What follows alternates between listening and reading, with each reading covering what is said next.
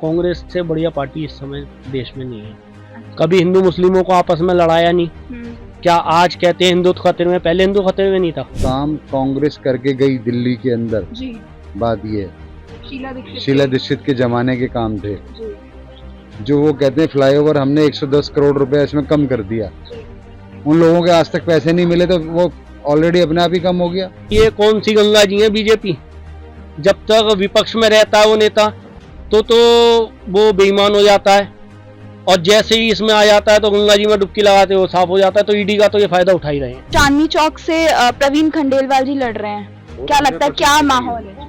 100% उनकी फेवर में माहौल है, वही जीतेंगे खंडेलवाल जी।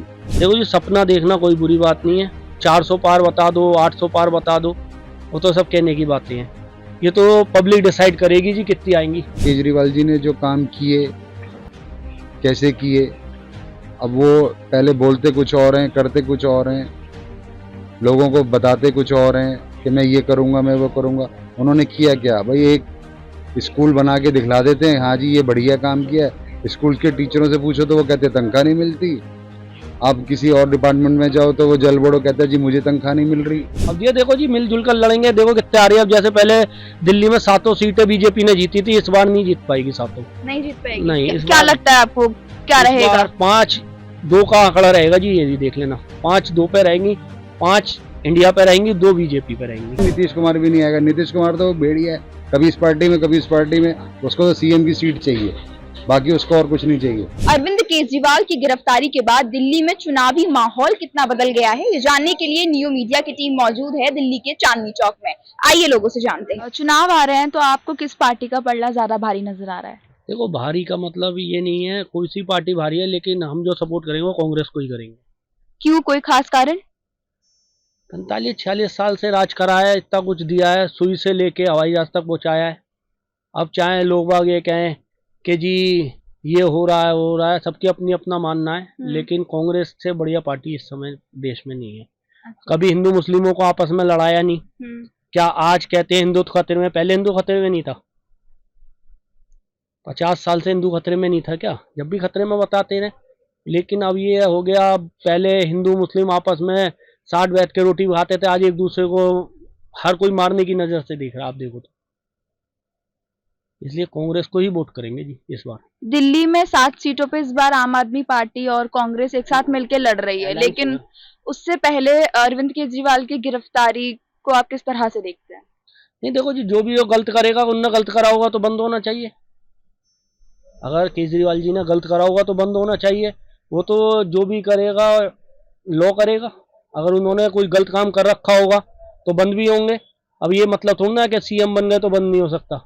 वो तो अच्छा काम है जी। अगर उन्होंने कुछ भी बेईमानी करी या घोटाला करा है तो उसके लिए तो कानून सबके लिए एक जैसा होना चाहिए, किसी के लिए भी अलग नहीं होना चाहिए। अगर कानून के रहते हुए उनका साथ कुछ मतलब उन्होंने घोटाला करा है तो बंद होना चाहिए, बिल्कुल होना चाहिए। उसके लिए विपक्ष हमेशा ये बोलता रहता है कि बीजेपी ने ईडी का गलत फायदा उठाया, उठा रही है। ये तो बिल्कुल बात सही है, इसमें तो कहने वाली बात नहीं है।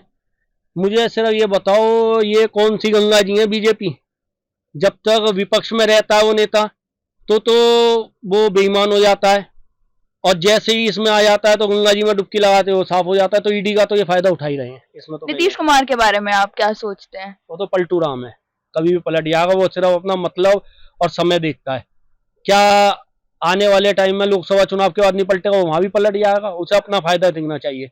उसे ये लगने लगा था कि अब जो लालू प्रसाद यादव का जो लड़का है, आरजेडी का जो वो है, वो उसे तेजस्वी यादव, वो उसे नुकसान देने लगा था। क्योंकि अभी जो पीछे उनने जो नौकरियां दी थी, उसने अपना जो बैनर लगा दिया ना, इस वजह से वो पलट गया। उनके बारे में कुछ नहीं कहना चाहेंगे, वो सब पलटू राम है, कहीं भी पलट जाएंगे। आने वाले टाइम में वो बीजेपी से भी पलट के वहां चले जाए तो उनका कोई वो नहीं है। लेकिन अगर वो अभी इंडिया गठबंधन में होते तो क्या वो पीएम के दावेदार वहां से बन सकते थे? देखो जी, पीएम का दावेदार तो कभी किसी को भी नहीं कह सकते। अभी कोई डिसाइड तो आपको लगता कौन है इंडिया गठबंधन से कौन बन सकता है? राहुल गांधी? देखो, एक अच्छा नाम हो सकता है, लेकिन उस पर विचार। देखो, इंडिया पूरी बैठेगी। अब राहुल गांधी को कांग्रेस तो पूरी सीटें ला नहीं रही। अब वो तो जितने भी दल हैं, 5, 10, 15, 20 जितने भी हैं, वो सारे बैठ के जो तय करेंगे वही बनेगा। अच्छा नाम हो सकता है, राहुल गांधी भी हो सकता है। अभी बीच में मायावती जी का भी नाम आ रहा था, लेकिन मायावती ने इंडिया गठबंधन ज्वाइन नहीं की, उन्होंने बोला है कि वो अकेले ही चुनाव लड़ेंगी। ममता ने भी यही देखो, एकला चलो का नारा लगाया है। आप ये देखो ना, मायावती का तो अस्तित्व ही खत्म हो गया अकेले में। आज कितना एक एमएलए उनका पूरे यूपी में, और किसी में यूपी में मुख्यमंत्री मायावती जी हैं, बहुत अच्छा वो करा था कि यूपी। अब वो अकेले चलेंगी तो दिक्कत ही रहेगी जी। अब उनका ऑल्टरनेटिव में वो भी देखा जा रहा है, चंद्रशेखर रावण,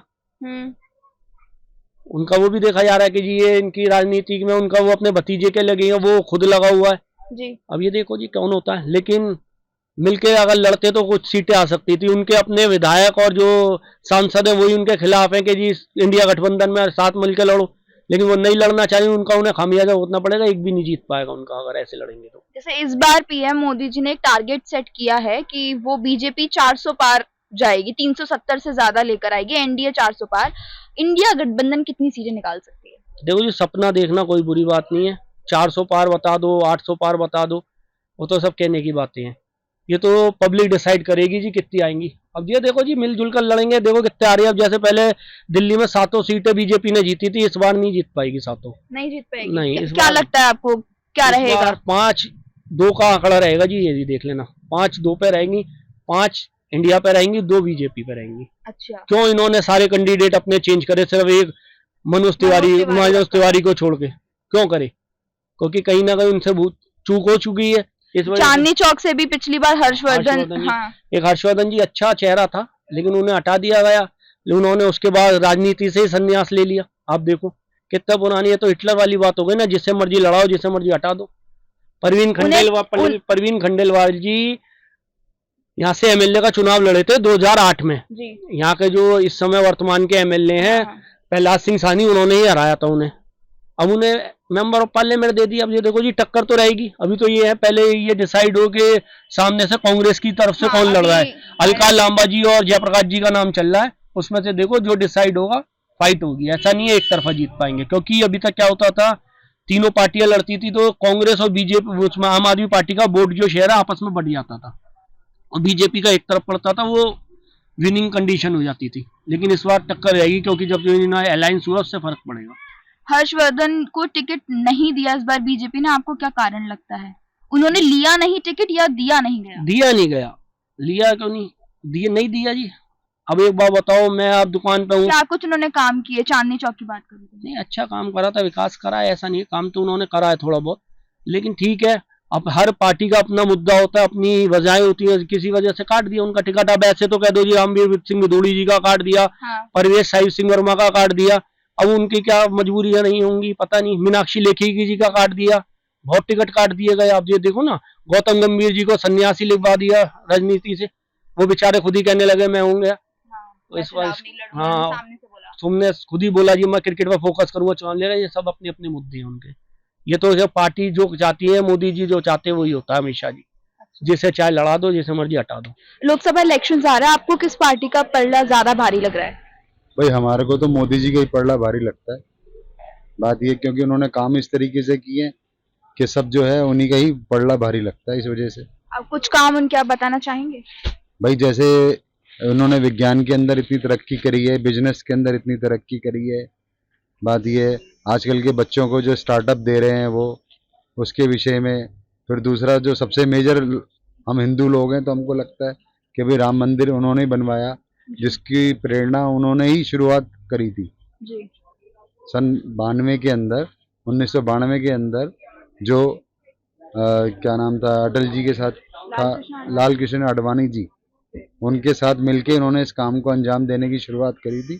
और उसके बाद वो जब मंदिर बना है तभी अयोध्या गए हैं, वरना वो अयोध्या नहीं गए इस बीच। बात ये, तो आप समझते हैं कि भाई हिंदू लोग तो फिर उसी सपोर्ट में जाना चाहेंगे। चुनाव से पहले अरविंद केजरीवाल की गिरफ्तारी को आप किस तरह से देखते हैं? अब ये तो केजरीवाल जी का अपना वो है कि भाई केजरीवाल जी ने जो काम किए, कैसे किए। अब वो पहले बोलते कुछ और हैं, करते कुछ और हैं, लोगों को बताते कुछ और हैं कि मैं ये करूँगा, मैं वो करूँगा। उन्होंने किया क्या भाई? एक स्कूल बना के दिखला देते हैं, हाँ जी ये बढ़िया काम किया। स्कूल के टीचरों से पूछो तो वो कहते तनख्वाह नहीं मिलती। आप किसी और डिपार्टमेंट में जाओ तो वो जल बड़ो कहता है जी मुझे तनख्वाह नहीं मिल रही। अब आप ये देखो जो काम कांग्रेस करके गई दिल्ली के अंदर, जी। बात ये है, शीला शीला दीक्षित के जमाने के काम थे। जी। जो वो कहते हैं फ्लाईओवर हमने 110 करोड़ रुपए इसमें कम कर दिया, जी। उन लोगों के आज तक पैसे नहीं मिले, तो वो ऑलरेडी अपने आप ही कम हो गया। जी। उसके अंदर बात ये, उनकी पेमेंट ही नहीं हुई आज तक। वो सब परेशान है इस चीज से कि हमारी पेमेंट ही नहीं हुई। तो आप खुद समझिए कि जब तुम एक तरफ तो कहते हो जी मुझे ये नहीं चाहिए, मुझे वो नहीं चाहिए, मैं ये नहीं करूंगा, दूसरी तरफ तुम, ठीक है, वो हर एक आदमी की इच्छा होती है, मेरी भी इच्छा है कि मैं बढ़िया जगह रहूं, बढ़िया मकान बनाऊं, बढ़िया सब कुछ करूं। केजरीवाल जी बोलते हैं कि बीजेपी ईडी का गलत फायदा उठा रही है, आपको लगता है? देखो ईडी एक अलग मैटर है जी। और बीजेपी एक अलग पार्टी है, उसका इन दोनों का आपस में कोई लिंक नहीं है। हम और आप, जिसमें आप भी आते हो, मैं भी आता हूँ, और ये पब्लिक जो है वो भी आती है। अगर वो गलत काम करेगी तो सीधी सी बात है कि उसको जवाब देना पड़ेगा। लोकसभा की दिल्ली में 7 सीटें हैं, आपको क्या लगता है 2019 की तरह 7 सीटें इस बार बीजेपी निकाल पाएगी? उम्मीद तो पूरी है, बाकी पब्लिक के ऊपर है कि पब्लिक क्या करेगी। इस बार चांदनी चौक से प्रवीण खंडेलवाल जी लड़ रहे हैं, क्या लगता है क्या माहौल है? 100% उनकी फेवर में माहौल है, वही जीतेंगे खंडेलवाल जी। लेकिन पिछली बार हर्षवर्धन जी यहाँ से थे, उन्होंने क्या कुछ ऐसे काम किए, इस बार उन्हें क्यों नहीं टिकट मिला? नहीं, उनको टिकट नहीं मिला, वो उनकी अपनी जाति परेशानी है, इस वजह से उन्होंने टिकट लेने से मना कर दिया। टिकट दिया नहीं गया, टिकट लेने से मना किया उन्होंने कि नहीं अब मैं नहीं कर पाऊंगा। वो उनकी अपनी कुछ फैमिली प्रॉब्लम है जो उसकी वजह से उन्होंने मना कर दिया। चांदनी चौक की अगर मैं बात करूँ तो उन्होंने यहाँ पे क्या क्या काम कराए हैं? चांदनी चौक के अंदर नहीं, उनमें जो चांदनी चौक नहीं, पूरी चांदनी चौक कॉन्स्टिटेंसी के अंदर उन्होंने जो काम करवाए हैं वो आप जाके देखोगे तो आपको नजर आएगा कि उन्होंने जो काम करवाए, सड़कें जो उन्होंने है, ये कहते हैं दिल्ली वाले कि हमने ठीक करवाई, सड़कें सब उन्होंने ठीक करवाई हैं सारी। मैं जहाँ रहता हूँ, मेरी कॉन्स्टिटेंसी उन्हीं के इलाके में आती है। हम एक फ़ोन करते हैं, मिनट में सब तैयार हो जाते हैं काम करने आने के लिए। और अगर हम उनके सामने वाले की पार्टी के लिए फ़ोन करते हैं तो कोई आने को तैयार नहीं होता। अच्छा जी ठीक है आ जाएंगे, वो फिर ऐसे बोलते हैं। तो आप इस चीज़ से हिसाब लगा सकते हैं। इंडिया गठबंधन कितनी सीटें निकाल सकती है चुनाव में, लोकसभा चुनाव? ये तो सब चोर एक साथ इकट्ठे हो गए हैं सारे के सारे, तो वो तो सीटें निकालेंगे या नहीं निकालेंगे ये तो वक्त बताएगा। नीतीश कुमार के बारे में आप नहीं, नीतीश कुमार भी नहीं आएगा। नीतीश कुमार तो भेड़िया है, कभी इस पार्टी में कभी इस पार्टी में। उसको तो सीएम की सीट चाहिए, बाकी उसको और कुछ नहीं चाहिए। वो सिर्फ सीएम बनना चाहता है। कहीं भी हो आप, इतने साल से आप देख रहे हो, वो सिवाय सीएम के और कुछ बनना नहीं चाहता। वो कहता है मुझे बिहार का सीएम बना रहने दो, बाकी मुझे कुछ नहीं करना। अगर इंडिया गठबंधन में होते तो क्या वो पीएम के दावेदार वहां से बन पाते? बिल्कुल नहीं बनेंगे। इंडिया वो जो गठबंधन में होते तो कभी नहीं बन पाते। सोचा जरूर था उन्होंने इस बारे के अंदर कि भाई मैं बनूंगा, लेकिन ऐसा कभी होगा नहीं।